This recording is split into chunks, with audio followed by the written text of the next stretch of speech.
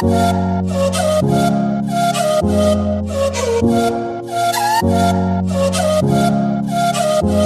હિન્દ વિદ્યાર્થી મિત્રો, સુપ્રભાત।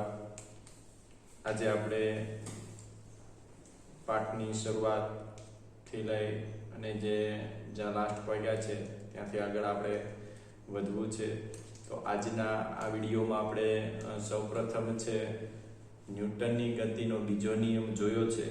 એ બીજા નિયમના અગત્યના મુદ્દાઓ છે, એ મુદ્દાઓ જોઈ અને ન્યૂટનની ગતિનો ત્રીજો નિયમ છે, ત્રીજા નિયમનો અભ્યાસ કરવા તરફ આપણે જવું છે। ઓકે, તો અહીંયા આપણને બોર્ડ પર ન્યૂટનની ગતિના બીજા નિયમના અગત્યના 4 મુદ્દાઓ આપેલા છે। ઓકે, એ 4 મુદ્દાઓ છે મિત્રો સમજવાના છે। ઓકે, તો અહીંયા છે તમને 4 મુદ્દાઓ બોર્ડ પર લખેલા છે। 4 મુદ્દાઓ છે, 4 મુદ્દાઓ હું તમને શું કરું છું તો કે સમજાવું છું। ઓકે, તો મુદ્દા નંબર 1, ન્યૂટનની ગતિનો બીજો નિયમ એટલે મિત્રો આપણને આ સૂત્ર આપે છે। ન્યૂટનની ગતિનો બીજો નિયમ પરથી આપણને શું મળે છે? આ સૂત્ર મળે છે। પદાર્થનું દળ જો અચળ રહેતું હોય, આ સૂત્રમાં આપણે F બરાબર ટૂંકમાં પાન બરાબર માવામાંથી F બરાબર ma છે, એટલે કે phi બરાબર મામા આપણે જે મેળવ્યું છે એમાં જો મિત્રો દળ અચળ રહેતું હોય અને એનો પ્રવેગ છે એ બદલતો હોય તો એ પ્રવેગ કેટલો થાય તો કે વેગ v2 v1 ના છેદમાં del t, કારણ કે આ છે શેનું સૂત્ર છે તો કે a નું સૂત્ર છે। ઓકે, તો આ છે પહેલો મુદ્દો છે, યાદ રાખજો કે આ ન્યૂટનની ગતિનો બીજો નિયમ આપતો સૂત્ર છે અને જો આ સૂત્ર આપણે એના પરથી મેળવીએ છીએ। આમાં જો પદાર્થનું દળ અચળ હોય અને વેગ બદલતો હોય તો એ વેગનું સૂત્ર કયું આવશે તો પ્રવેગ બદલતો હોય તો એ પ્રવેગનું સૂત્ર કયું આવશે? આ તો F બરાબર m v2 v1 ના છેદમાં del t છે એ આપણે લખી શકીએ છીએ। ઓકે, સેકન્ડ, જ્યારે પદાર્થ પર પરિણામી બાહ્ય બળ લાગતું ન હોય, હવે આપણને ખબર છે કે ન્યૂટનની ગતિનો બીજો નિયમ છે એ શેનું મૂલ્ય આપે છે? બળનું મૂલ્ય આપે છે, એટલે કે F બરાબર ma આપણને મળે છે। જો હવે આપણને બાહ્ય બળ ન લાગતું હોય એટલે કે બાહ્ય બળ શૂન્ય હોય તો એ ન્યૂટનનો ગતિનો બીજો નિયમ છે એ આપણને કામ આપશે નહીં। તો અહીંયા તો એવી જ કંઈક વાત કરી છે, પણ જ્યારે પદાર્થ પર પરિણામી બાહ્ય બળ લાગતું ન હોય ત્યારે F બરાબર m એમાં F0 હોય તો એ છે કેવો મળે છે આપણને? એનો પ્રવેગ છે કેવો મળે છે? 0 મળે છે। બરાબર, ન્યૂટનની ગતિના પહેલા નિયમમાં જ આપણે વાત કરી કે બાહ્ય બળ શૂન્ય હોય તો એમનો પ્રવેગ છે કેવો છે? શૂન્ય હોય છે, અને જો બાહ્ય બળ અશૂન્ય હોય તો એમનો પ્રવેગ પણ કેવો હોય છે? શૂન્ય હોય છે। મિત્રો, તો અહીંયા એવું જ આપણને કંઈક કહે છે કે જો એમનું બાહ્ય બળ શૂન્ય છે તો પ્રવેગ પણ કેવો છે તો કે પ્રવેગ છે શૂન્ય મળે છે। ઓકે, તો આ છે બાહ્ય બળ શૂન્ય તો પ્રવેગ શૂન્ય, બાહ્ય બળ જો અશૂન્ય હોત તો પ્રવેગ પણ કેવો હોત? અશૂન્ય। બાહ્ય બળ અશૂન્ય હોત તો F બરાબર ma મળત, જે ન્યૂટનના પહેલા નિયમને સુસંગત છે। તો ન્યૂટનનો પહેલો નિયમે શું કીધું તો કે ન્યૂટનના પહેલા નિયમે આપણને એ કીધું છે કે જો બાહ્ય બળ શૂન્ય હોય તો પ્રવેગ શૂન્ય અને બાહ્ય બળ અશૂન્ય હોય તો પ્રવેગ કેવો? અશૂન્ય। ઓકે, તો અહીંયા બાહ્ય બળ શૂન્ય છે એટલે કે F બરાબર 0 છે, એટલે જ આપણને શું મળ્યું છે તો કે A = 0 મળ્યું છે। ઓકે મિત્રો, હવે આપણે ન્યૂટનની ગતિના બીજા નિયમનો ત્રીજો અગત્યનો મુદ્દો જોવો છે। આ 4 મુદ્દાઓ છે એ તમારે ધ્યાનમાં રાખવાના છે, બરાબર, લખી રાખવાના છે, જેથી એમનો યુઝ કરતા જશો એમ આપણને ઉપયોગ થશે। ઓકે, તો આપણે અહીંયા વાત કરીએ કે ન્યૂટનની ગતિનો બીજા નિયમ બળનું મૂલ્ય આપે છે અને બળ સદિશ છે, તેથી બળના 3 ઘટકો સમીકરણ આ મુજબના છે। તો તમને ખબર છે કે આપણે કોઈ પણ પદાર્થ છે એની ગતિ 3 રીતે દર્શાવીએ, બરાબર। અહીંયા દોરું છું કે આ x છે, આ y છે અને આ છે z છે।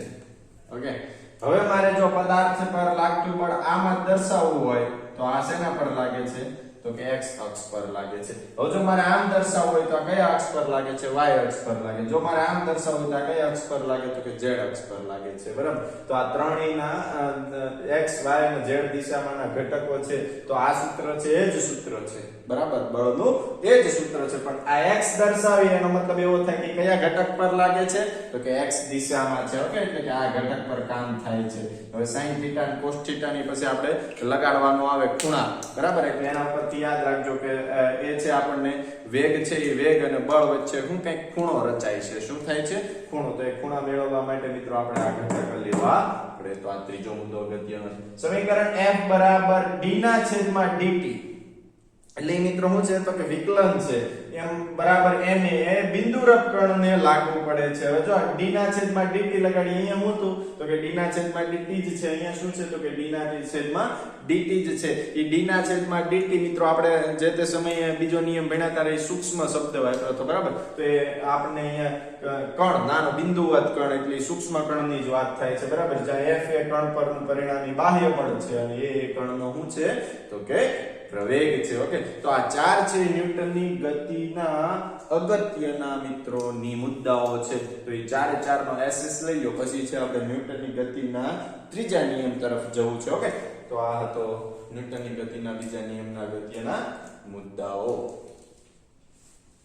ઓકે, એસએસ લઈ લીધો છે. ઓકે, તો હવે આપણે છે ન્યૂટનની ગતિના ત્રીજા નિયમનો અભ્યાસ કરવો છે. શું કરવો છે? ત્રીજા નિયમનો અભ્યાસ. ઓકે, તો મિત્રો અહીંયા છે આપણે ધ્યાન આપી દઈએ.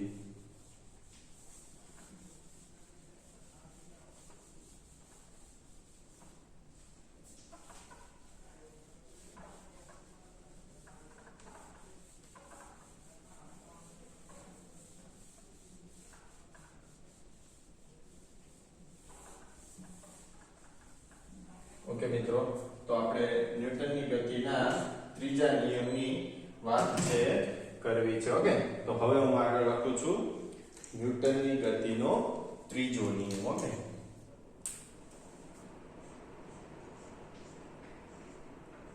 ન્યૂટનની ગતિનો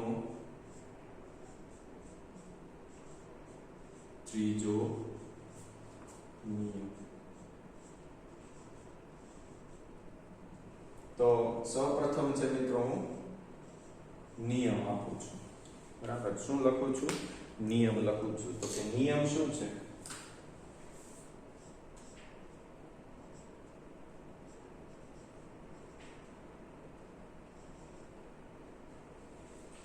બે પદાર્થો વચ્ચેની આંતરક્રિયા દરમિયાન લખું છું નિયમ. ઓકે, બે પદાર્થ વચ્ચેની આંતરક્રિયા દરમિયાન એક પદાર્થ બીજા પદાર્થ પર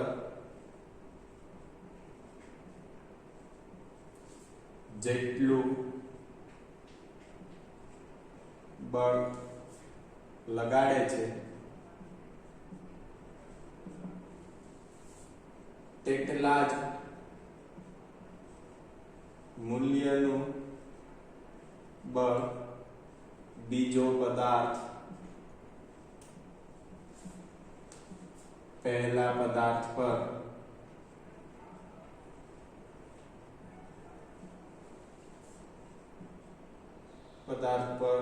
લગાડે છે તે સમાન અને પરસ્પર વિરુદ્ધ દિશાના છે.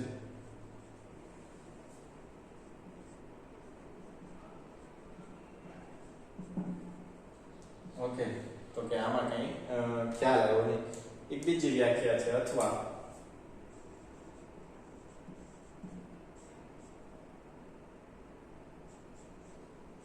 આઘાત અને પ્રત્યાઘાત સમાન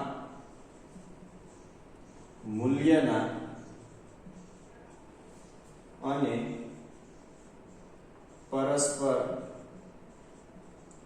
વિરુદ્ધ દિશાના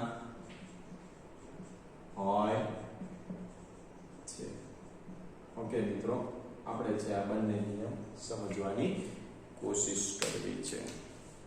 ઓકે, આપણે એમ કીધું બે પદાર્થ વચ્ચેની આંતરક્રિયા દરમિયાન, ધારો કે હું અહીંયા બે ગોળાઓ લઉં છું. આ એક ગોળો છે, આ બીજો ગોળો છે. આ બંને વચ્ચેની આંતરક્રિયા દરમિયાન એક પદાર્થ બીજા પદાર્થ પર જેટલું બળ લગાડે છે, ધારો કે આ પદાર્થ A છે અને આ છે પદાર્થ કેવો છે તો કે B છે.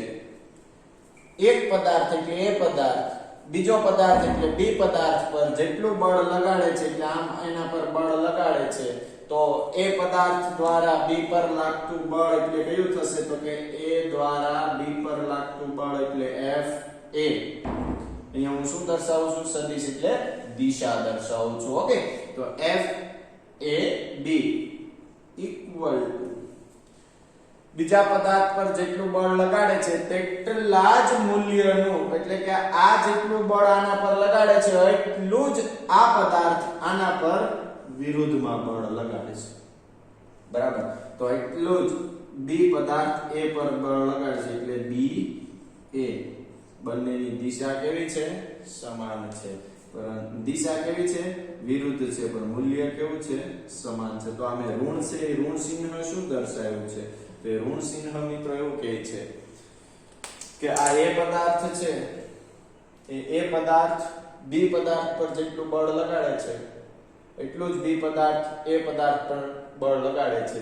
એટલે બંનેના મૂલ્ય કેવા છે તો કે FAB અને FBA, તો કે બંનેનું FF જ બળ છે. ઓકે, પરંતુ બંનેની દિશા કેવી છે તો કે વિરુદ્ધ છે. કેમ તો કે FAB -FBA. માઈનસ શું દર્શાવે છે? બંનેનું મૂલ્ય બરાબર એટલે કે બંનેનું મૂલ્ય સમાન છે, પણ દિશા કેવી છે? વિરુદ્ધ છે. જો મિત્રો આ બંને પદાર્થનો તમે સરવાળો કરો એટલે તમને શૂન્ય ન મળે. બરાબર, તો આપણે એવું વિચારીએ બે પદાર્થનો સરવાળો કરતા શૂન્ય મળે તો આપણી ભૂલ ભરેલી ખામી છે. બરાબર, તો એ શૂન્ય મળશે નહીં. ઓકે, એટલે આપણે એક પદાર્થ છે એક નું બળ FAB અને બીજા પદાર્થનું બળ FB, એટલે એના પરથી આપણને નિયમ છે આપણે સમજી શકીએ. જો આઘાત અને પ્રત્યાઘાત સમાન મૂલ્યના અને પરસ્પર વિરુદ્ધ દિશાના હોય. આ આઘાત છે તો આ શું છે? પ્રત્યાઘાત છે. બંનેનું મૂલ્ય કેવું છે તો કે સમાન, પણ દિશા કેવી છે? વિરુદ્ધ છે. હાલો આપણે બે ઉદાહરણ લઈએ. ઓકે, હવે અહીંયા છે તમારે એક વસ્તુ યાદ રાખવાની, એક મુદ્દો જ લખી દો. બળ ક્યારે એકલું હોતું નથી. બળની હંમેશા જોડ હોય છે. એક બળને ક્રિયાબળ એટલે કે આઘાતી બળ અને બીજા બળને પ્રતિક્રિયા બળ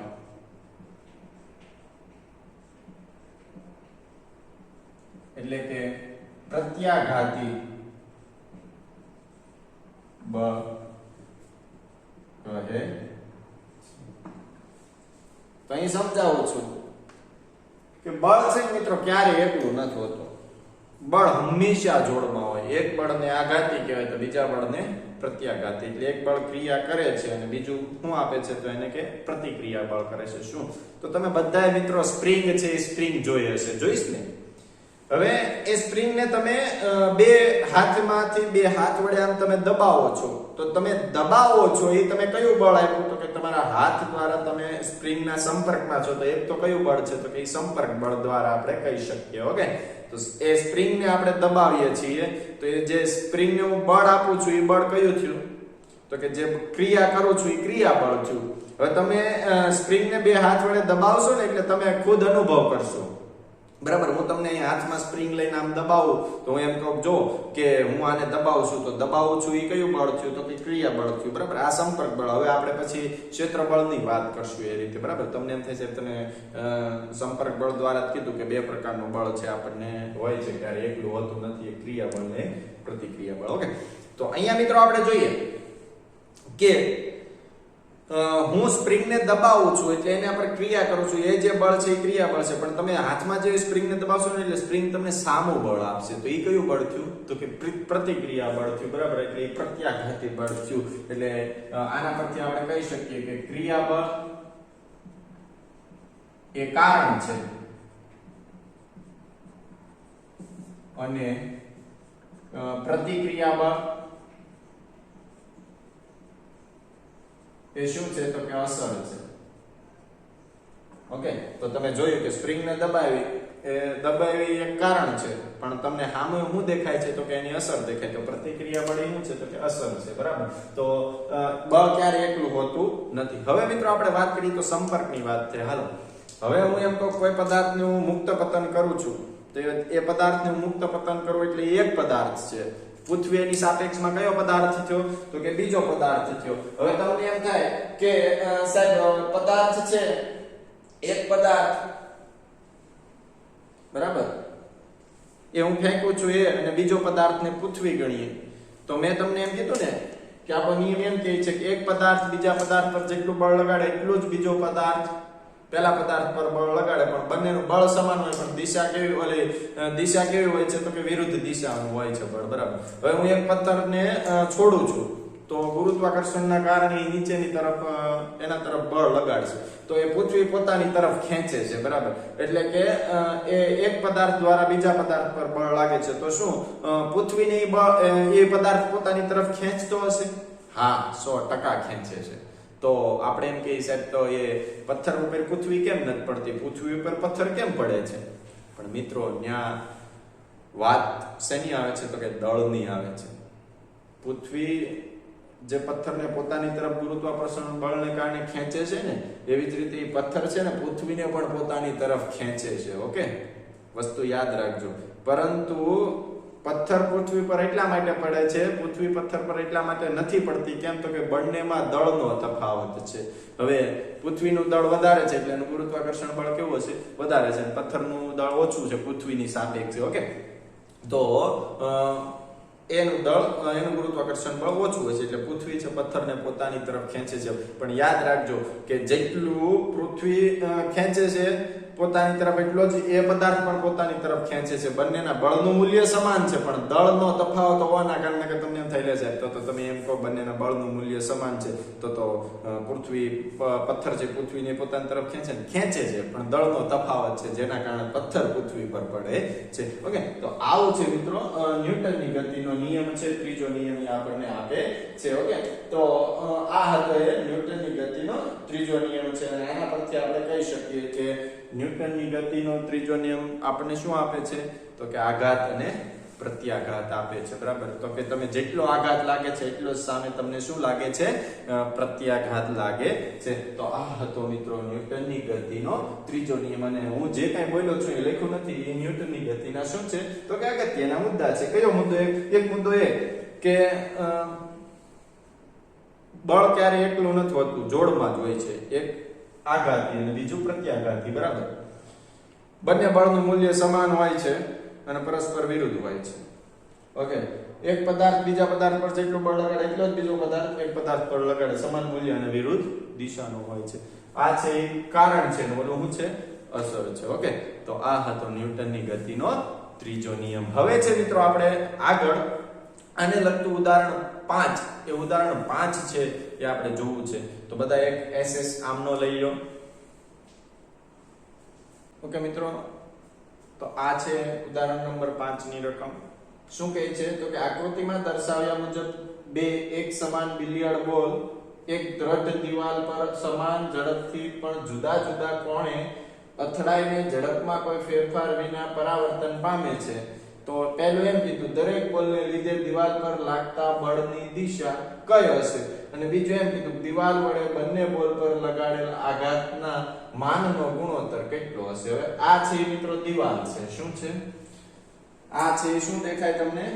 દિવાલ છે. ઓકે, આ આપણને a શોધવાનું કીધું, અહીંયા આપણને b શોધવાનું કીધું. ઓકે, તો અહીંયા છે આપણે વાત કરવી છે. તો એક કેવું કીધું, દરેક બોલને લીધે દિવાલ પર લાગતા બળની દિશા કઈ હશે. આ બોલ છે.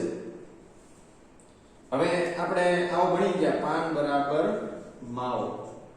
p એટલે શું? તો કે વેગમાન.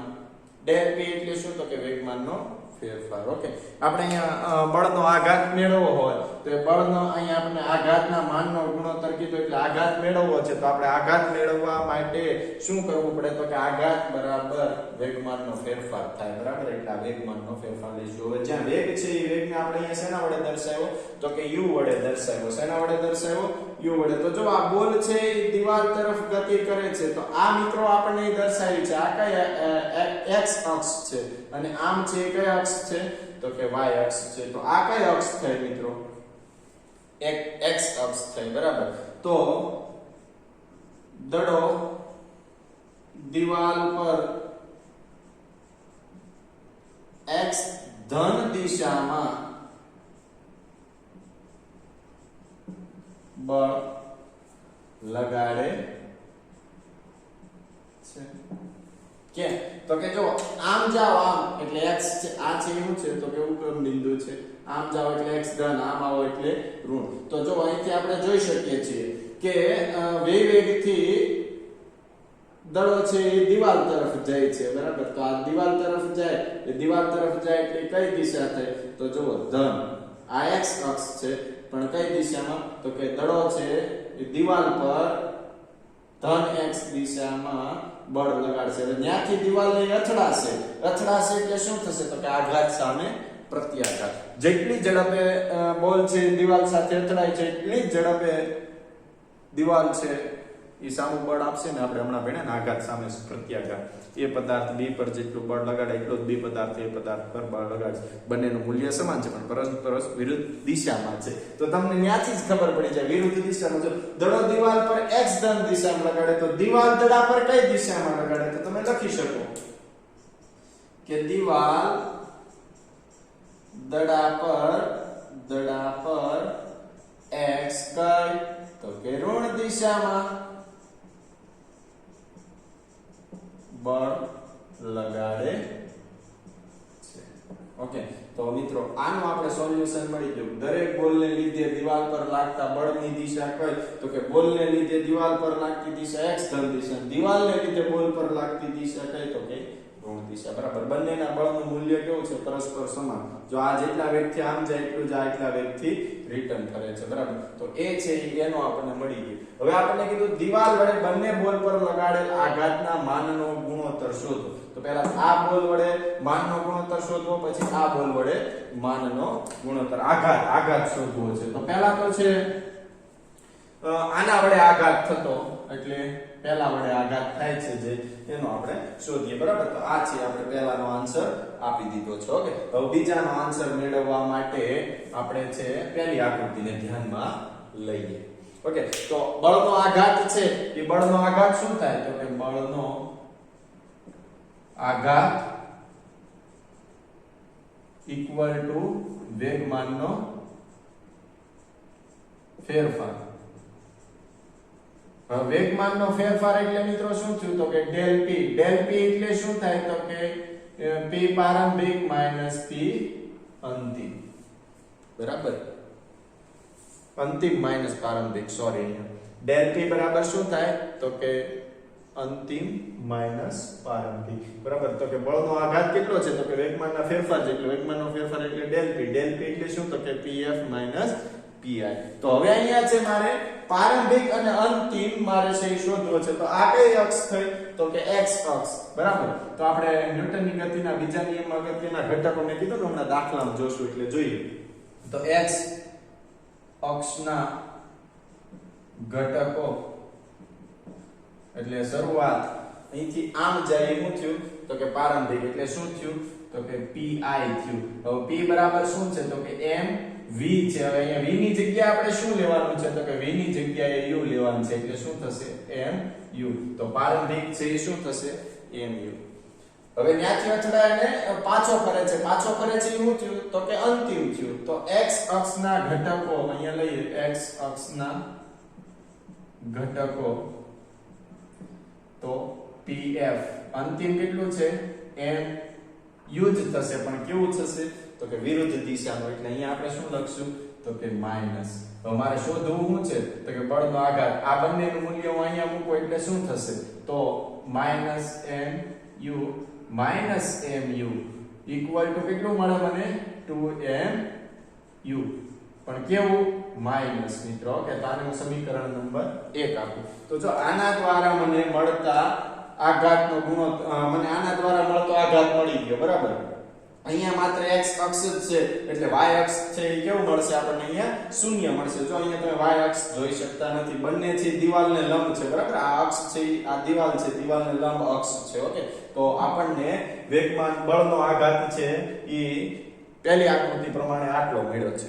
હવે બીજીનો મેળવીએ આનો અને પછી બંનેનો શું કરવાનો છે તો કે ગુણોત્તર કરવાનો છે. ઓકે, તો આપણે બીજીનો મેળવીએ. હવે તો હવે દડો જો મિત્રો આ અક્ષ કઈ થઈ તો કે દડાની આ અક્ષ છે ને એ મિત્રો y અક્ષ થઈ.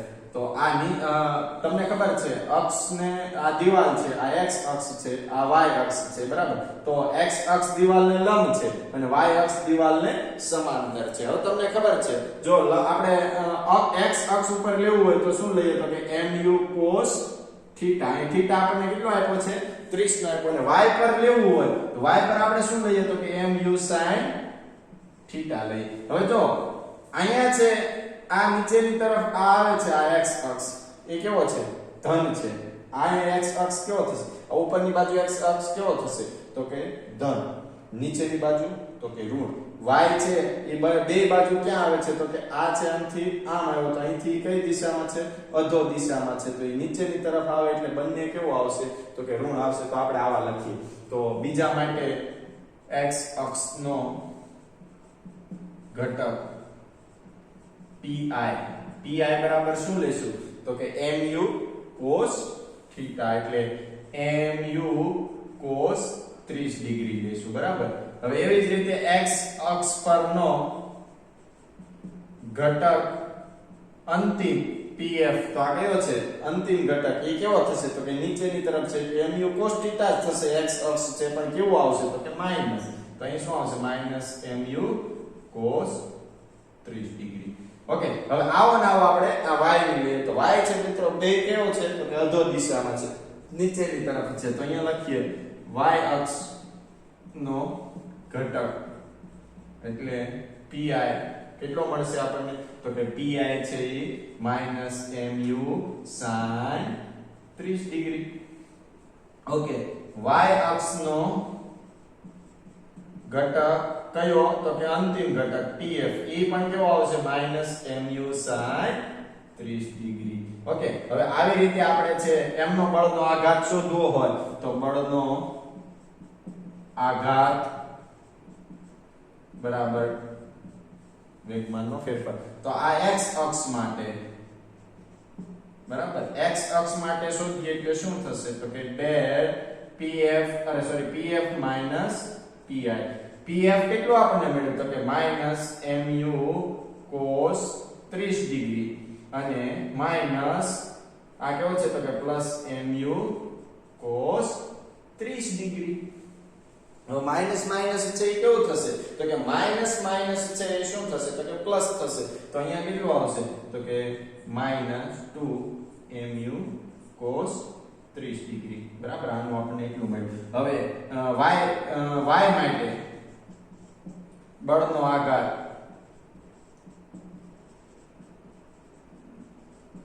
del p બરાબર pf pi. હવે pf કેટલો છે તો કે mu sin 30 ડિગ્રી માઈનસ અને fi કેટલો છે તો કે mu sin 30 degree. Okay, minus minus plus થશે, પ્લસ માઈનસ માઈનસ થશે એટલે આનું મૂલ્ય કેવું થઈ જશે 0 થઈ જશે. તો અહીંયા આપણને કેટલું મળ્યું તો કે -mu cos θ અને અહીંયા આપણને કેટલું મળ્યું -2mu. બરાબર. તો એ બંનેનો આપણને શું કીધું તો કે દિવાલ વડે બંને બોલ પર આની અને આને દ્વારા લગાડેલો આઘાત, તો આનો આઘાત મને આ મળ્યો અને આનો આઘાત મને આ મળે છે, કારણ કે આ બંનેમાં y કેવો થઈ જાય છે 0 થઈ જાય. તો એ બંનેના માનનો ગુણોત્તર કીધું તો આ માન છે. બરાબર. આ એક સમીકરણ 1 આને સમીકરણ નંબર 2 આપી દઉં તો એ સમીકરણ 1 અને 2 નો મિત્રો હું ગુણોત્તર લઉં. અહીંયા લખું છું સમીકરણ 1 અને 2 નો ગુણોત્તર લેતા ગુણોત્તર લઉં તો સમીકરણ 1 શું છે તો કે -2mu, સમીકરણ 2 શું છે તો કે -2mu cos 30 degree. Okay. -2mu ઉડી જાય એટલે વધે શું 1/, cos 30 ડિગ્રી. હવે cos 30 નું મિત્રો મૂલ્ય છે આપણને કેટલું મળે તો કે √2/3. તો 1/√3/2. બરાબર. આ છે આપણને cos 30 નું મૂલ્ય મળે છે કે √2/3. છેદનો છેદ ક્યાં જશે તો કે અંશમાં 2/√3. તો મને આ બંનેનો શું મળ્યો છે ગુણોત્તર. તો કેટલો ગુણોત્તર મળ્યો 2/√3. ઓકે. તો આ છે મને શું મળે છે ગુણોત્તર મળે છે. ઓકે. તો આ હતું આપણું ઉદાહરણ નંબર 5. તો મિત્રો આજનો વિડિયોમાં થિયરી આપણે એટલે સુધી રાખીએ છીએ. હવે તમારે એનિમેશન જોવાનું છે. ઓકે. જય હિન્દ.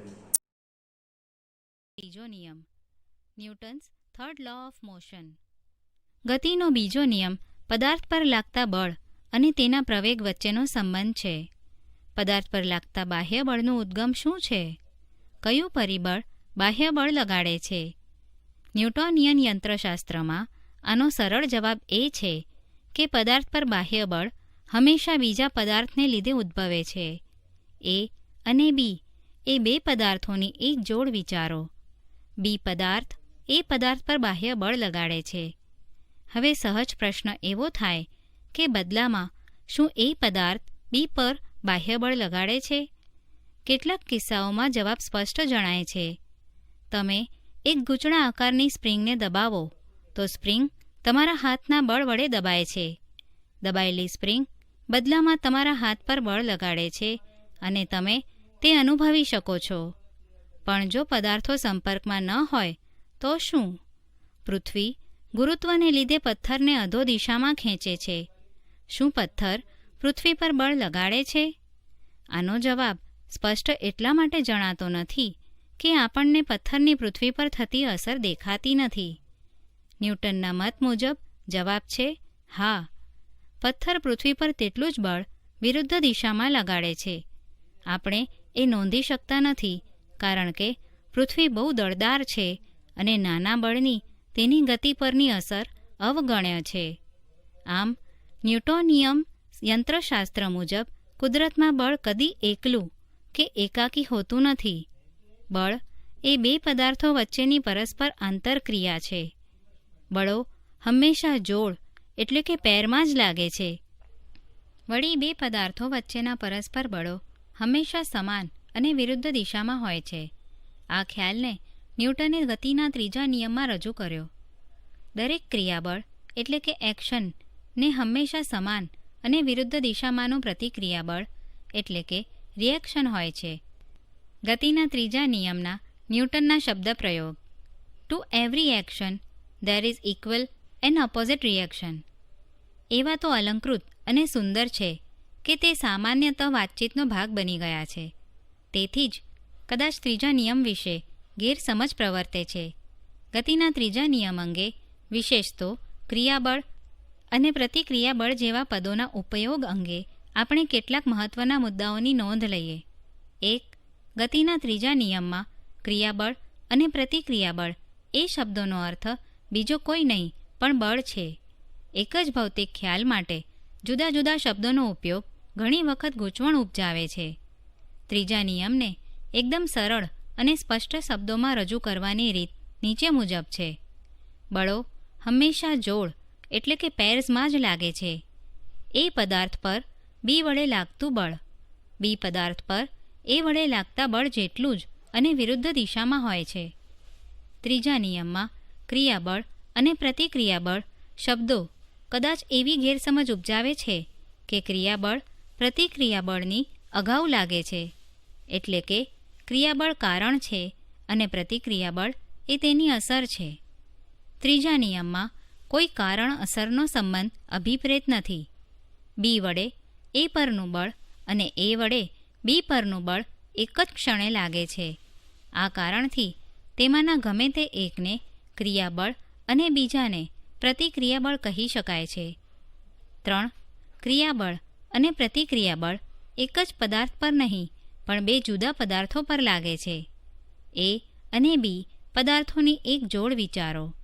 ગતિના ત્રીજા નિયમ મુજબ FAB =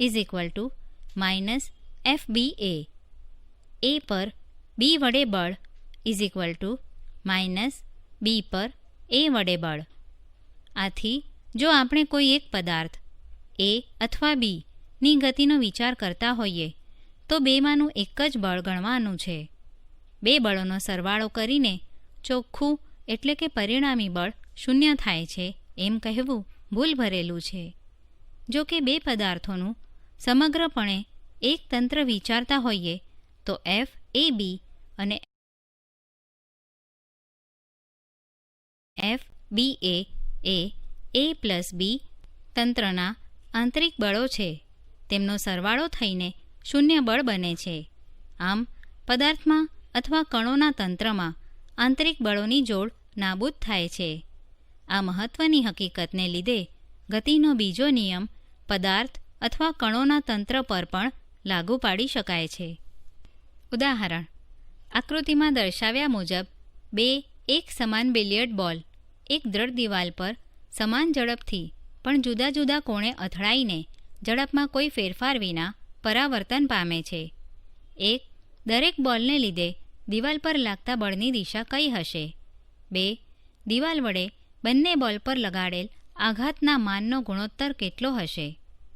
ઉકેલ: સાહજિક રીતે પ્રશ્ન 1 માટે એવો જવાબ સૂજે કે કદાચ કિસ્સા એમાં દિવાલ પરનું બળ દિવાલને લંબ દિશામાં છે, જ્યારે કિસ્સા બીમાં તે દિવાલને લંબ સાથે 30 ડિગ્રીના કોણે ઢળેલું છે. આ જવાબ ખોટો છે. બંને કિસ્સામાં દિવાલ પરનું બળ દિવાલને લંબ દિશામાં છે. દિવાલ પરનું બળ કેવી રીતે શોધવું?